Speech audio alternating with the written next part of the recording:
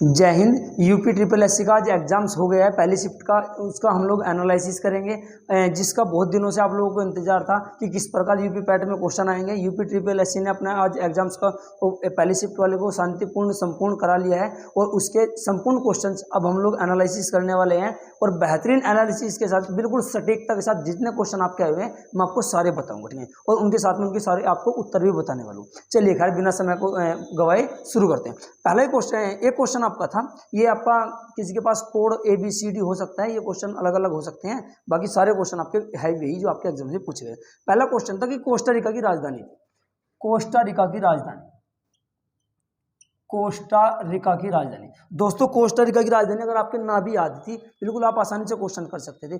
Option में Beijing दिया हुआ था जो चीन की राजधानी है, ढाका दिया हुआ था जो बांग्लादेश की राजधानी है, इसके अलावा दिल्ली दिया हुआ था जो आपकी भारत की राजधानी है। जो आपकी इसमें राजधानी दी थी सान जुआन, सान जुआन, एक ऑप्शन आपका ये था। तो कोस्टा रिका की जो राजधानी थी आपकी सान जुआन थी, तो इसका सही आंसर होने वाला आपका सान जुआन। एक क्वेश्चन आपसे पूछा गया है ओणम त्योहार, त्योहारों से क्वेश्चन आया कि ओणम त्योहार किस राज्य का, किस राज्य में आपका सेलिब्रेट किया जाता है, तो सही उत्तर होगा आपका केरल। ओणम त्योहार आपका केरल में मनाया जाता है।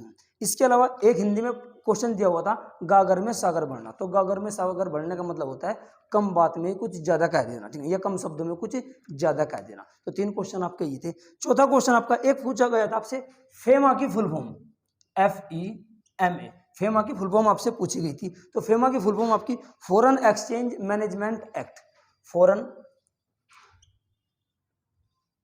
एक्सचेंज मैनेजमेंट एक्ट, ठीक है। तो ये वाला ऑप्शन इसका बेस्ट ऑप्शन था। ऑप्शन में एसोसिएशन भी दिया हुआ था, इसके अलावा आपका एजेंसी भी बाद में आपकी दी हुई थी।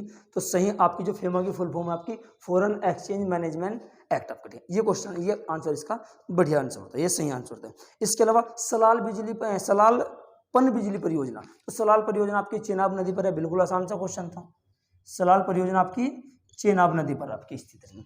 इसके अलावा आगे हम लोग देखें तो एक क्वेश्चन था हिंदी में, बढ़िया सवाल था आपका, दर्प का पर्यायवाची, दर्प का पर्यायवाची, इनके सिनोनिम्स पूछा था आपसे दर्प का पर्याय। तो दर्प का जो पर्यायवाची होता है वो आपका होता है अहंकार, दर्प का पर्यायवाची होता है आपका अहंकार। तो इस क्वेश्चन का आंसर आपका अहंकार सबसे सही था।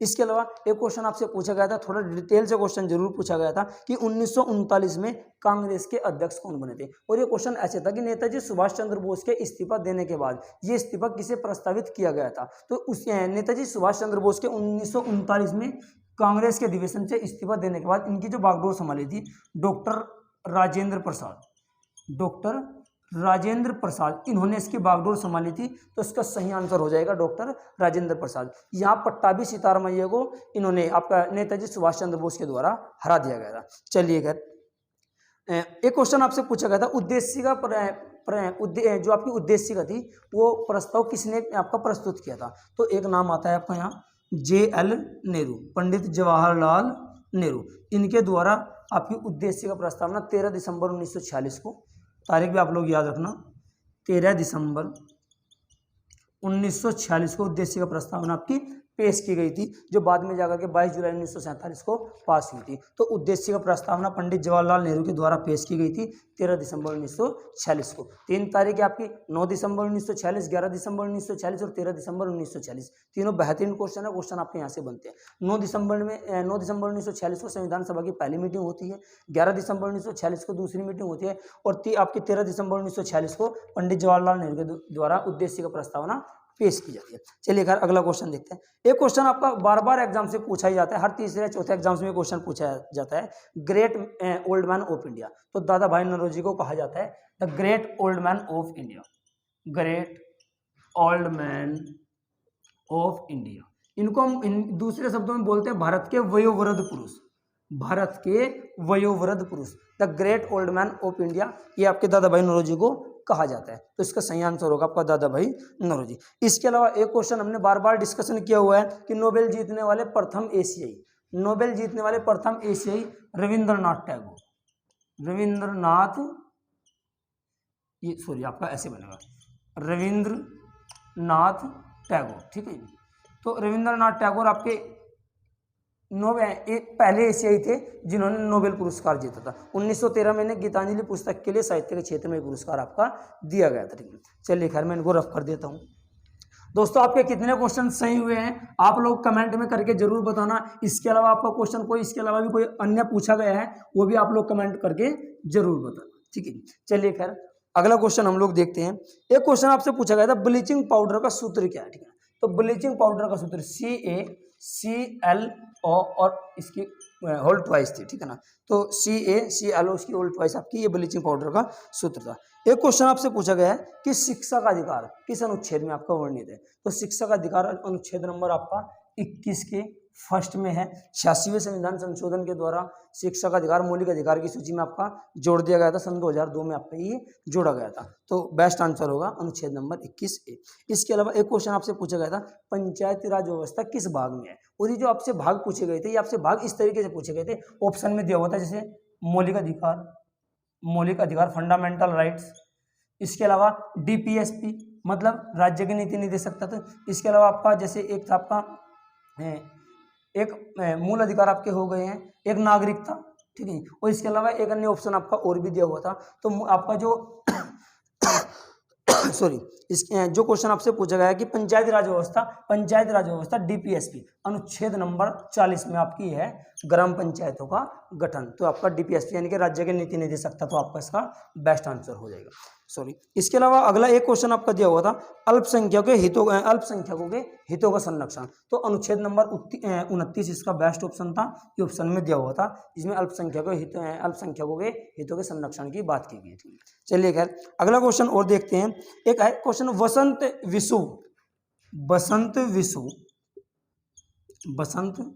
विषु आपका कब होता है। तो इसका सही आंसर था आपका 21 मार्च को बसंत विषु आपका होता है। ठीक है, अगला क्वेश्चन हम लोग देखते हैं। दूसरी अमेरिका जो भारतीय मूल की थी जिन्होंने वे महिला थी जो अंतरिक्ष में जाने वाली दूसरी अमेरिका जो भारतीय मूल की थी, तो इसका सही आंसर हो जाएगा आपका सिरिसा बंदला। ये आपका एक ऑप्शन दिया हुआ था सिरिसा बंदला। ये दूसरी महिला थी जो भारतीय मूल की थी जो आपकी अमेरिका की ओर से अंतरिक्ष में गई थी। तो सिरिसा बंदला इसका सही आंसर हो जाएगा। इसके आगे चलते हैं। अगला क्वेश्चन आपका दिया हुआ था कि लोकसभा में अधिकतम सीटों की संख्या कितनी हो सकती है। बिल्कुल आसान सा क्वेश्चन था दोस्तों। 552 सीटें आपकी अधिकतम हो सकती है यानी कि मैक्सिमम आपकी। ठीक है, इसके अलावा राज्यसभा में अधिकतम सीटें आपकी 250 हो सकती है। तो 250 आपकी राज्यसभा में हो सकती है, लोकसभा में आपकी 552 हो सकती है। ठीक है, तो इन क्वेश्चन का आप लोग दोनों का ध्यान रखना, आसान से क्वेश्चन आपसे। अगला क्वेश्चन जैसे आपसे पूछा गया था, एक क्वेश्चन था काजीरंगा नेशनल पार्क। तो काजीरंगा नेशनल पार्क आपका किस राज्य में आपका, तो सही आंसर हो जाएगा आपका असम में आपका काजीरंगा नेशनल पार्क स्थित है। इसके अलावा एक बहुत आसान सा क्वेश्चन था हिंदी दिवस 14 सितंबर को आपका हिंदी दिवस के रूप में मनाया जाता है और ये आपका राष्ट्रीय हिंदी दिवस है। आपसे क्वेश्चन पूछ लिया जाए कि विश्व हिंदी दिवस या अंतर्राष्ट्रीय हिंदी दिवस, तो आपका 10 जनवरी, क्योंकि 10 जनवरी 1975 को आपका भारत का एक राज्य है महाराष्ट्र, उसके नागपुर शहर में एक हिंदी का सम्मेलन हुआ था। उसी दिन से 10 जनवरी को आपका क्या मनाना शुरू हो गया, विश्व हिंदी दिवस। तो विश्व हिंदी दिवस 10 जनवरी को है और आपका राष्ट्रीय हिंदी दिवस आपका 14 सितंबर को है। अगला क्वेश्चन चलिए हम लोग देखते हैं। अगला क्वेश्चन था कि ठोस में विद्युत वाहक होते हैं। ठोस में जो विद्युत वाहक होते हैं ये आपके मुक्त इलेक्ट्रॉन, इसका आपका सही आंसर होता है। ठोस में विद्युत वाहक आपके मुक्त इलेक्ट्रॉन होते हैं। अगला क्वेश्चन देखते हैं, बहुत आसान से क्वेश्चन था प्रकाश वर्ष किसका मात्रक है। तो प्रकाश वर्ष आपका दूरी का मात्रक है। और क्वेश्चन ऑप्शन आपका ऐसे दिया गया था कि निर्वात में 1 वर्ष में प्रकाश द्वारा चली गई दूरी को प्रकाश वर्ष कहा जाता है। तो प्रकाश वर्ष दूरी का मात्रक नहीं, दूरी से आपका प्रकाश वर्ष से बड़ा आपका मात्रक होता है पारसेक भी दोस्तों आपका किसका मात्रक है, दूरी का है। और 1 पारसेक बराबर 3.26 लाइट ईयर यानी कि प्रकाश वर्ष। तो 1 पारसेक बराबर होता है 3.26 प्रकाश वर्ष। चलिए अगला क्वेश्चन देखते हैं। अगला क्वेश्चन एक दिया हुआ था आपका, एक क्वेश्चन ये था स्वास्थ्य व शिक्षा किस सूची में आते हैं। जन स्वास्थ्य और शिक्षा आपके किस सूची में आते हैं। तो ये आपके एक सूची होती है संघ सूची, एक राज्य सूची, एक आपकी समवर्ती सूची। तो ये समवर्ती सूची का विषय, जन स्वास्थ्य और आपका शिक्षा आपके समवर्ती सूची का विषय, यानी कि केंद्र और राज्य दोनों मिलकर के कानून बनाते हैं। तो इसका सही आंसर होगा आपका समवर्ती सूची। ठीक है ना, 3 प्रकार की सूचियों का भारतीय संविधान में आपका जिक्र किया गया है और ये सारा का सारा आपका मामला 7वीं अनुसूची में आपका बताया गया। चलिए कर आगे एक क्वेश्चन और भी था बहुत आसान सा क्वेश्चन एक और था, करो या मरो का नारा किसने दिया?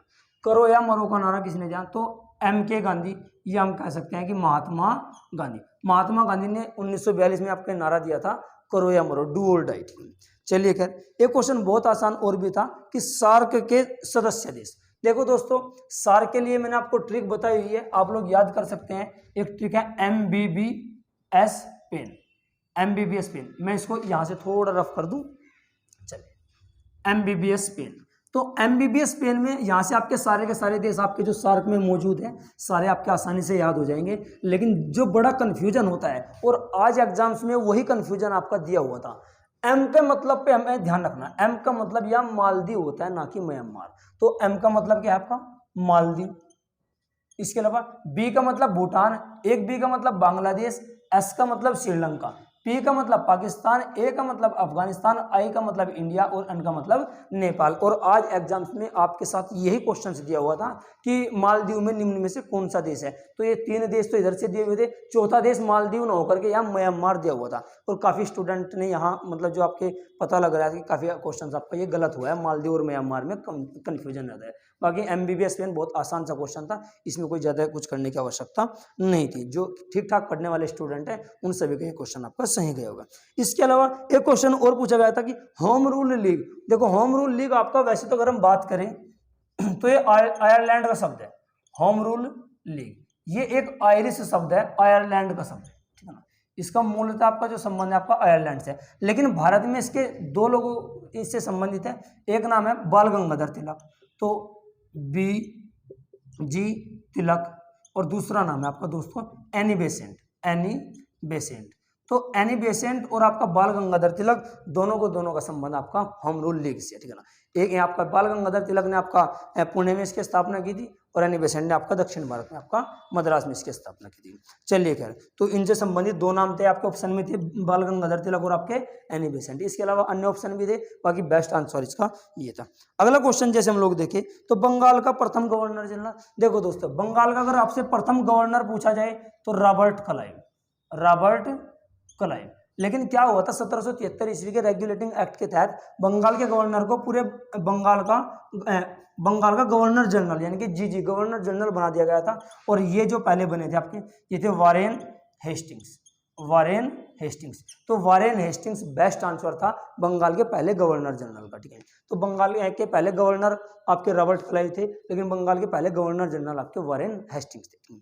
चलिए खैर, इसके बाद अगला क्वेश्चन एक और दिया हुआ था, अजंता एलोरा की गुफाएं तो आपके महाराष्ट्र राज्य में है, औरंगाबाद महाराष्ट्र में पड़ता है आपका, ठीक है। तो इसका बेस्ट आंसर था आपका औरंगाबाद महाराष्ट्र, औरंगाबाद महाराष्ट्र, ठीक है। इसका सही आंसर आपका है। आगे चले, 100 रुपए के नोट पर किसके हस्ताक्षर होते हैं? तो RBI गवर्नर के होते हैं। RBI गवर्नर के हस्ताक्षर किस पर होते हैं? आपके 100 रुपए के नोट पर होते हैं। एक रुपए के नोट पर आपके किसके हस्ताक्षर होते हैं? आपके वित्त सचिव के होते हैं। इसके ऊपर के जो आपके नोट होते हैं उन पर सब पर RBI गवर्नर के हस्ताक्षर होते हैं। चलिए अगर अगला एक क्वेश्चन दिया हुआ था, बढ़िया क्वेश्चन था आपका इकोनॉमिक्स का, CRR के घटने पर मुद्रा पर क्या प्रभाव पड़ेगा? यह मुद्रा साख आपकी जो आपका मुद्रा है, आप मुद्रा साख पर क्या प्रभाव पड़ेगा? तो मुद्रा साख आपकी बढ़ती है। CRR अगर दोस्तों घट जाए तो मुद्रा साख आपकी बढ़ जाती है। तो क्या हो जाएगा, मुद्रा क्या हो जाएगा, मुद्रा साख आपकी बढ़ जाती है। तो इसका सही आंसर था आपका बढ़ना, तो मुद्रा आपकी बढ़ जाएगी। आगे देखते हैं, CRR मतलब कैश रेशियो रिजर्व आपका। चलिए कर, एक क्वेश्चन बहुत आसान सा था, सूर्य के सबसे निकट स्थित ग्रह कौन सा है? आपका बुध है। सूर्य के सबसे स्थित आपका ग्रह कौन सा है? आपका बुध है। जैसे आपका ये सूर्य है, इसके पास आपके जो ग्रह आपका बुध है, इसके बाद शुक्र है, पृथ्वी है, इसके बाद आपका मंगल है, बृहस्पति है, शनि है, अरुण है, वरुण है। इस प्रकार से आपके ग्रह दिए हुए। तो आपसे पूछा गया था सबसे नजदीक, तो आपका कौन सा ग्रह? आपका बुध ग्रह सबसे नजदीक है। चलिए, एक क्वेश्चन और था इकोनॉमिक्स का, जहां संसाधनों पर निजी क्षेत्र का स्वामित्व होता है उस अर्थव्यवस्था को कैसी अर्थव्यवस्था कहते हैं? तो जहां संसाधनों पर निजी क्षेत्र का स्वामित्व होता है उसे पूंजीवादी अर्थव्यवस्था, दोस्तों क्या कहते हैं? उसे पूंजीवादी अर्थव्यवस्था कहते हैं, ठीक है ना। तो इसका सही आंसर था आपका पूंजीवादी अर्थव्यवस्था। अगले क्वेश्चन पर चलते हैं, खेतड़ी किसके लिए प्रसिद्ध है? तो राजस्थान में खेतड़ी जगह है वो आपकी तांबा के लिए प्रसिद्ध है। किसके लिए आपका भाई? तांबा के लिए आपका प्रसिद्ध है। तो खेतड़ी किसके लिए प्रसिद्ध है? आपका तांबा के लिए प्रसिद्ध है। अगला क्वेश्चन एक था आपका कि नेपाल से टच भारत के राज्य। तो नेपाल से टच होने वाले भारत के कुल 5 राज्य हैं। कितने राज्य हैं दोस्तों? 5 राज्य हैं। उनके नाम मैं आपको बता दूं, एक उत्तराखंड है यूके, एक आपका यूपी है, उसके बाद एक आपका बिहार है, उत्तराखंड है, यूपी है, एक आपका बिहार है, एक वेस्ट बंगाल है, और इसके बाद एक राज्य आपका सिक्किम है। ठीक है ना। तो ये आपके नेपाल से संपर्क में होने वाले भारत के कुल 5 राज्य, तो इनकी संख्या पूछी गई थी, तो सही आंसर इसका 5 राज्य था। चलिए खैर अगले क्वेश्चन पर देखते हैं। एक क्वेश्चन आपसे था कि एलएचपी मतलब लाइट हाउस प्रोजेक्ट, ये क्वेश्चन भी मेरा बताया हुआ है और इस पर हमने अच्छा खासा डिस्कशन किया हुआ है। इससे संबंधित राज्य कितने हैं? तो ये आपका एलएचपी प्रोजेक्ट आपका 6 राज्यों में प्रधानमंत्री नरेंद्र मोदी के द्वारा इसकी शुरुआत की गई है। आपसे ऑप्शन दिया गया था निम्न में से एलएचपी से संबंधित या लाइट हाउस प्रोजेक्ट से संबंधित कौन सा स्थान नहीं है? तो ऑप्शन में एक था आपका पटना बिहार, तो पटना इसका सही आंसर है। बाकी ये 6 राज्य आपका, एक आपका जैसे गुजरात है, एक आपका तमिलनाडु है, इसके अलावा यूपी, इसके अलावा एमपी, गुजरात है, तमिलनाडु है, यूपी है, एमपी है, इसके अलावा एक आपका झारखंड है और एक आपका त्रिपुरा है। झारखंड और आपका त्रिपुरा आपका इससे संबंध है। तो लाइट हाउस प्रोजेक्ट आपके 6 राज्यों में स्थित है और इसका सही क्वेश्चन का जो आंसर था आज वाले पेपर में, तो इसका एक ऑप्शन दिया था पटना। तो पटना इनके बिहार से लाइट हाउस प्रोजेक्ट का कोई संबंध नहीं है। चलिए खैर अगला क्वेश्चन देखते हैं। एक थी बोल्ड परियोजना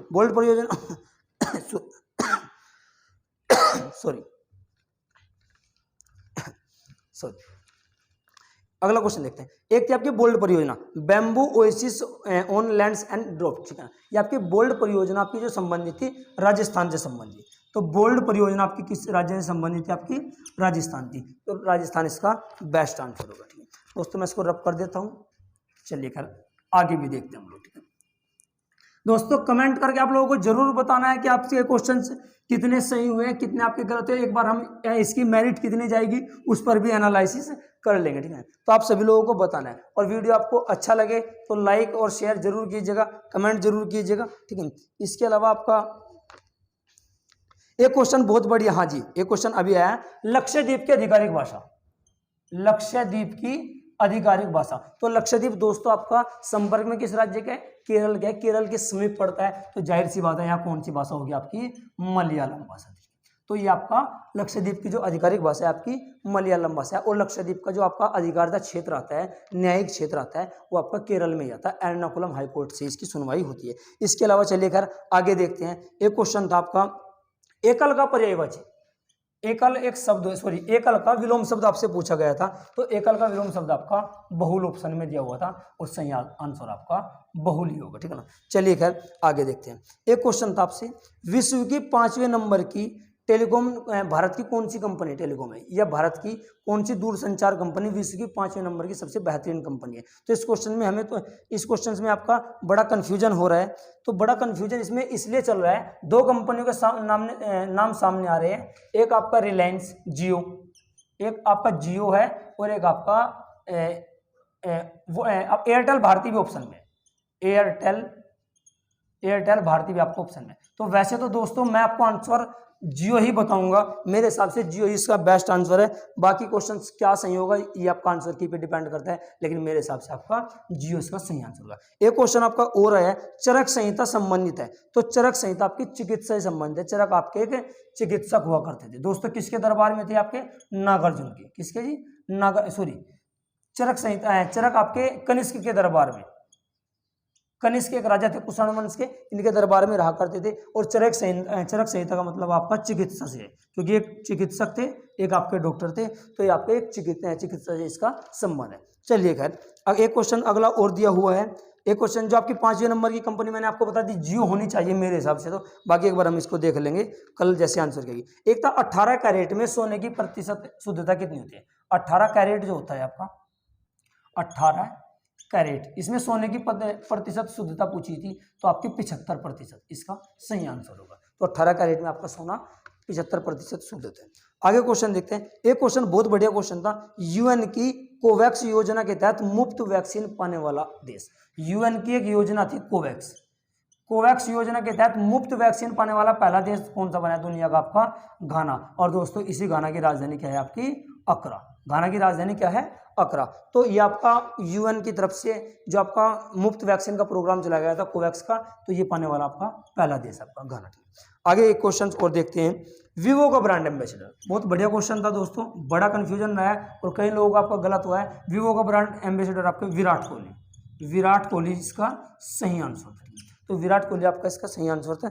इसके अलावा एक क्वेश्चन और सामने आ रहा है, संतरे में बहुतायत मात्रा में होता है। संतरे में ज्यादा क्या पाया जाता है दोस्तों? तो संतरे में आपको एक विटामिन होता है, विटामिन सी। संतरे में बहुतायत मात्रा में कौन सा विटामिन पाया जाता है दोस्तों? Vitamin C. चलिए खैर, बहुत अच्छा दोस्तों, आप लोग कमेंट जरूर कीजिएगा वीडियो पे, ठीक है ना। बड़ी मेहनत से क्वेश्चंस को हमने इकट्ठा किया है और एक भी क्वेश्चन मेरे हिसाब से आप लोग चाहे एनालाइज कर लेना, चाहे चेक कर लेना, आप लोग एक भी क्वेश्चन मैंने आपको गलत नहीं बताया होगा। एक क्वेश्चन था आपका, निम्न में से कौन सी नदियां हिमालय है? तो 4 नदियां आपके ऑप्शन में दी हुई थी, एक गंगा, एक आपकी ब्रह्मपुत्र, नीचे लिख रहा हूं मैं आपका, एक नदी आपकी थी ब्रह्मपुत्र, इसके अलावा एक थी आपकी कावेरी और एक नदी थी आपकी गोदावरी। तो दोस्तों आपकी जो हिमालय नदियां है गंगा और ब्रह्मपुत्र है, तो एक ऑप्शन ऐसा दिया हुआ था, तो ये आपका सही होगा, ठीक है, गंगा और ब्रह्मपुत्र नदी। इसके अलावा एक क्वेश्चन था आपका,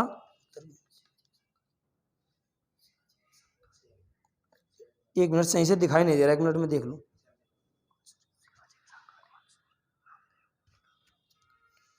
एक क्वेश्चन आपका, एक मिनट, निम्न में से कौन से संत शिवाजी के समकालीन थे? जी बिल्कुल, निम्न में से कौन से संत शिवाजी के समकालीन थे? तो सही आंसर होगा इसका नामदेव। बिल्कुल जी, थोड़ा क्वेश्चन सही से नहीं दिखाई दे रहा था। निम्न में से कौन से संत शिवाजी के समकालीन थे? तो सही आंसर आपका होगा नामदेव शिवाजी के समकालीन थे। इसके अलावा आपका हिमालय की नदी आपकी मैंने करा दी है। इसके अलावा दोस्तों लगभग जितने भी क्वेश्चन आपके शिफ्ट में पूछे गए थे, लगभग हमने सारे आपके सारे क्वेश्चंस पर हमने बात कर लिया, सभी क्वेश्चंस पर चर्चा कर लिया। इससे अलावा शायद ही आपको कोई क्वेश्चन होगा से इधर आपका 1-2 अगर क्वेश्चन आपके बचे हुए भी थे, तो दोस्तों कोई बात नहीं, दोबारा हम उनको देख लेंगे। बाकी आप लोग अगर कोई क्वेश्चन बचा हुआ था कमेंट करके जरूर बताना। दोस्तों वीडियो आपको कैसा लगा जरूर हमें बताना है, और आपके कितने क्वेश्चन इससे सही हुए हैं वो आप सभी लोग देखना। हमने पूरी कोशिश की, एक भी क्वेश्चन आपका गलत नहीं इसमें से होगा। बिल्कुल सटीक एनालिसिस हमने किया है, बिल्कुल सटीक आप लोगों को जानकारी दिया। जितने क्वेश्चन वास्तव में एग्जाम से पूछे गए थे उनको ही बताया। इसके अलावा मैथ और रीजनिंग की मैं बात करूं, थोड़ा सा मैथ और रीजनिंग में आपको एक सीरीज दी हुई थी। जैसा रीजनिंग में एक क्वेश्चन था आपका, मैं उस पर भी थोड़ी सी चर्चा कर दूं कि उसका प्रारूप क्या था। हालांकि मैं मैथ और रीजनिंग के क्वेश्चन आपको नहीं बता रहा हूं फिलहाल, लेकिन मैं आपको उस पर उससे संबंधित आपके क्वेश्चंस बता देता हूं। एक क्वेश्चन आपका ऐसे था, 885 गुना 885 है ना, गुना 885, मतलब कहने का है a की 3 प्लस b की 3 का एक फॉर्मूला बन रहा था, और नीचे आपका ये कटने के बाद इसका आपका बचता था ऊपर a प्लस के b, चूंकि ये नीचे दिया हुआ था आपका a square plus b square minus के b, तो इसका सही आंसर जो आपका आया था 885 वाले का 1000 इसका सही आंसर रहता है। इसके अलावा एक क्वेश्चन आपका सोल्व करने के लिए दिया गया था आपका √5 माइनस √5 प्लस के √3, शायद ऊपर, हाँ जी ऊपर माइनस √5 अपॉन √5 माइनस के √3, और नीचे था आपका √5 प्लस के √3। तो इसको जैसे सोल्व किया, हर का परिमेयकरण करने के बाद इसका जो शायद आंसर आता है दोस्तों 4 माइनस के √15, 4 माइनस के √15 इसका सही आंसर था। बाकी एक बार इसके कंजुगेट से गुना कर लीजिएगा, बिल्कुल आपका निकल जाएगा। चलिए घर में कर देता हूँ 5, इसको सोल्व करके मैं डायरेक्ट सोल्व कर रहा हूँ। 5 आएगा, प्लस के 3 आएगा, और माइनस के 2 गुना √5 और गुना √3, और बटे में √5 का स्क्वायर, नीचे 2 वर्गों के अंतर का फॉर्मूला आपका लग जाएगा। √5 का स्क्वायर 5 होता है, और √3 का स्क्वायर माइनस के ये आपका √3 होता है। तो 5 माइनस के 3 2 आ जाएगा, 5 और 3 8, 8 माइनस के 2 √15, और दोस्तों अपॉन 2 है आपका। जैसे 2 कॉमन लेंगे तो 4 माइनस के √15 इसका बेस्ट आंसर था, वही मैंने आपको लिखा है। जी बिल्कुल ये आपका इसका आंसर। एक क्वेश्चन आपका इसके अलावा मैथ में और पूछा गया था कि एक घड़ी के मूल्य में 30% का मूल्य 30% घटा दिया गया और बिक्री उसकी 20% बढ़ा दी गई, तो क्या फर्क पड़ेगा? तो आपका आंसर आसानी से हो रहा था, माइनस के 30, आप फॉर्मूला लगा लीजिएगा x प्लस के वाई प्लस के XY अपॉन 100, इसी से हो जा रहा था। बाकी आप लोग 100 मान के भी क्वेश्चन शो कर सकते हैं। तो माइनस के 30 प्लस के 20 प्लस माइनस के 30 गुना प्लस के 20 अपॉन 100। हम इसको जब सोल्व करेंगे तो 2 जीरो से 2 जीरो कैंसिल हो रही है, माइनस के 30 है प्लस के 20 है, तो यहाँ माइनस के 10 बचता है, और यहाँ माइनस के 3 दूनी से आपके 6, तो माइनस के 16%, यानी कि 16% उसमें कमी आ जाएगी। इसका आंसर हो जाए। इसके अलावा एक क्वेश्चन आपका ऐसे पूछा गया था, x अपॉन ये यहाँ आपका क्वेश्चन मार्क दिया हुआ था अपॉन 196 बराबर शायद 72 अपॉन 56 ये आपका दिया हुआ था। तो जब हम इसको सोल्व करेंगे दोस्तों तो ये आपका दोनों square of the both side करेंगे तो मैं इसको लिख सकता हूँ डायरेक्ट इसका वर्ग हटा रहा हूँ तो इसको क्वेश्चन मार्क को मैं x मान रहा हूँ x बटे 196 बराबर हो जाएगा 72 गुना 72 बटे 56 गुना 56। दोस्तों मैंने क्या किया इधर दोनों ओर का स्क्वायर कर दिया। जब दोनों ओर का स्क्वायर किया जाएगा तो ये आपका अंडर रूट हट जाएगा और आपका इधर दोनों ओर का स्क्वायर हो जाएगा। तो 14 से ये 14 बार कैंसिल हो रहा है और 14 चौका 56 और इस 14 से आपका फिर आपका 14 चौका 56 4 बार कैंसिल हो रहा है। इसके अलावा ये आपका 4 से 18 बार गया और 4 से ये भी 18 बार गया और 18 का स्क्वायर आपका दोस्तों 324 होता है। तो 324 is the best answer of this question. ठीक है ना। चलिए खैर इसके अलावा मैथ के बहुत मतलब आसानी से क्वेश्चन थे।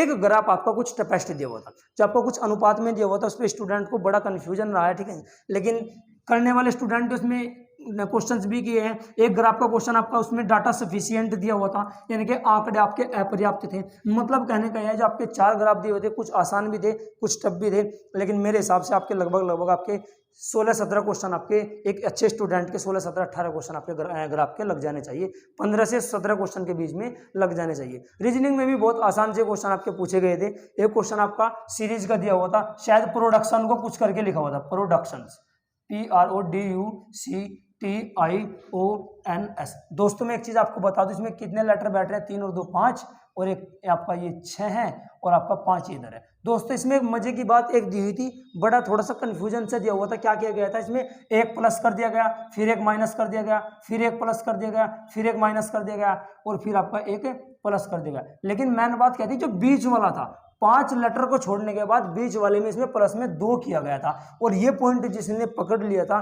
तो यानी कि यहाँ पर V आ रहा था बीच में ऑप्शन में ऐसा एक क्वेश्चन था। तो ये बहुत समझदारी से करने वाला क्वेश्चन था। इसके अलावा दोस्तों कोई ज़्यादा टफेस्ट नहीं था। हिंदी के 2 पैराग्राफ थे एक महात्मा गांधी के ऊपर दिया हुआ था एक आपका विज्ञान के ऊपर दिया हुआ है। एक महात्मा गांधी के ऊपर दिया हुआ था एक आपका विज्ञान के ऊपर आपका दिया हुआ था। तो ये भी क्वेश्चन अगर आप लोग ध्यान से पढ़ोगे तो होने वाले थे। और इसके अलावा आपका हिंदी कोई ज़्यादा टफेस्ट आपका नहीं था। इंग्लिश में आपके कुछ क्वेश्चन थे एक पैराग्राफ था उसके ऊपर आपके 3 क्वेश्चन दिए हुए थे। 2 आपसे एंटोनिम सिनोनिम्स आपसे पूछे गए थे।